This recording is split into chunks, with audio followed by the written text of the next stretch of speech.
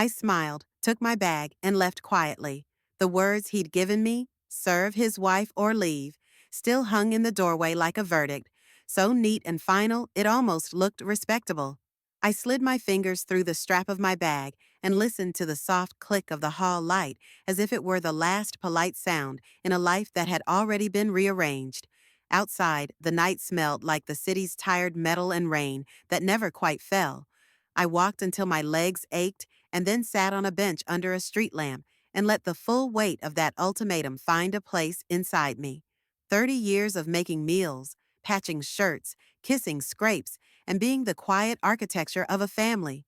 And one sentence erased me. A week later, the phone burned with 30 missed calls. I let them sit there, angry little moons on a black screen. I did not answer. I did not run back. I had learned in the months before how quickly small cruelties grow into avalanches. That week, what I chose to feed was not rage alone, but a plan that would be surgical and slow. The first thing I understood was that revenge that lasts is not a scream, it is a ledger. I began to write, not in the margins of a grief notebook, but in the spaces people often ignore: dates, receipts, names. I remembered things my son never thought to tell me. The way he smiled when money came in. The way the house had new curtains the month before our argument. Details I could turn into threads. I found a small rented room with a lamp that kept time for me, and I started to collect witnesses the way one gathers shells on a shore. A neighbor who smelled smoke where no one would admit to smoking. A gardener who had seen the wife, the one who gave him orders and paid him in cash, slipping envelopes into the glove compartment of her car. No drama, only facts. I am not a woman who believed in shouting to be heard. I believed in making sure the facts could not be ignored. When you are pushed off your own porch, the law is a place to make noise with reason. I found a lawyer who did not pity me, but sharpened me. Aisha was half austere, all clarity. She taught me how to read account statements like a map, how to ask for subpoenas without sounding like a frantic stranger. We started with what could be proven: transfers that happened the week my son died, a loan that appeared suddenly and was repaid with a check that cleared from an account under a strange name.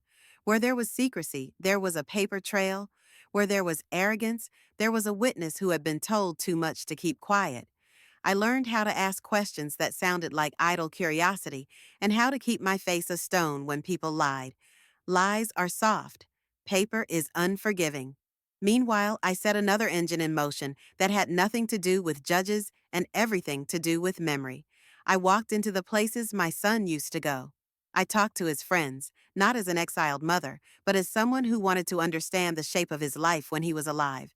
In the smoky back of a bar where men throw names around like confetti, a man remembered a quarrel about money and a car.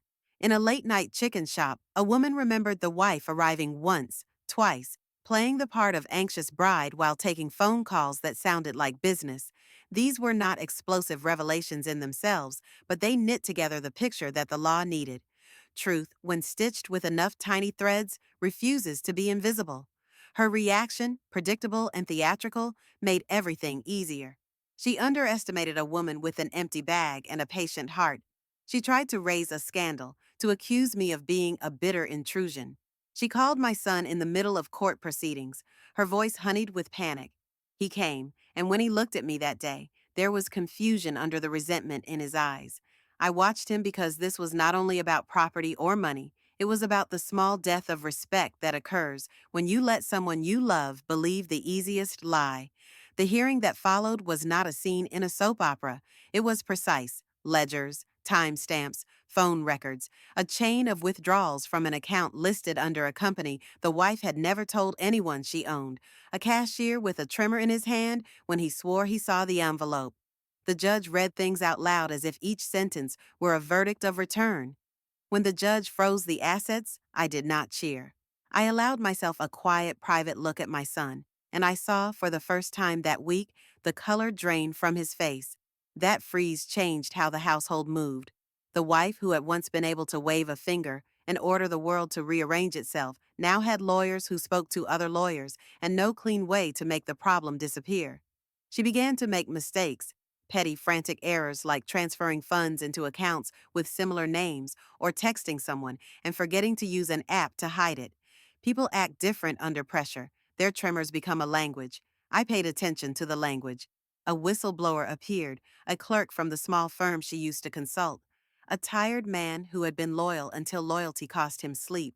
He brought emails that used the language of planning, not mourning. The emails named projects and account numbers.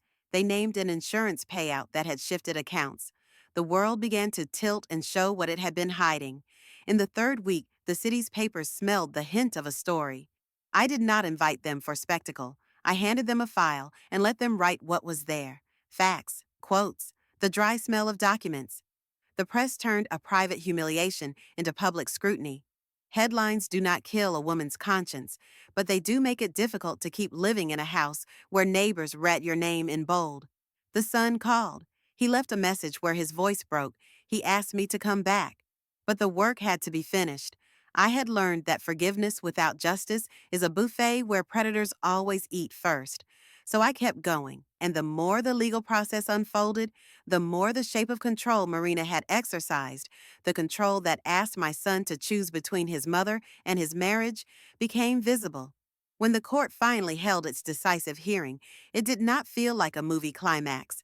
It felt, instead, like a room that had been waiting for truth to stop being polite. The forensic accountant explained transfers in the language of numbers, precise and boring. The judge listened and then, in a voice that did not shout but landed, reversed some of the transfers and ordered an audit. He determined temporary guardianship of the house be given to a neutral party while the investigations continued. The wife's smile, which had once been used like a blade, faltered. My son sat in the back, and when the judge asked if he wished to speak, he did not stand to defend the woman who had given him an ultimatum. He sat there, small and suddenly human. The regret I wanted was not a public spectacle of humiliation. I wanted him to see clearly what his choices had cost him, the fracture in his family, the way loyalty could be traded like currency. I did not stage a dramatic reunion in the courthouse. Revenge that transforms is quieter. It leaves space for reality to do its work. After the hearing, I went to the car where he sat, and he opened the door. His face had been drained of his earlier certainties. For the first time, he asked me what had I wanted. I told him simply that I wanted my life back, not because I wanted to punish him forever, but because I had a right to my dignity. He looked like a man seeing a map of his own mistakes for the first time. That night, he left the house his wife had made into a fortress and stayed at a friend's place. It was not mercy, it was consequence. The legal steps forced him to confront what he had allowed. The community's gaze reminded him that choices have echoes.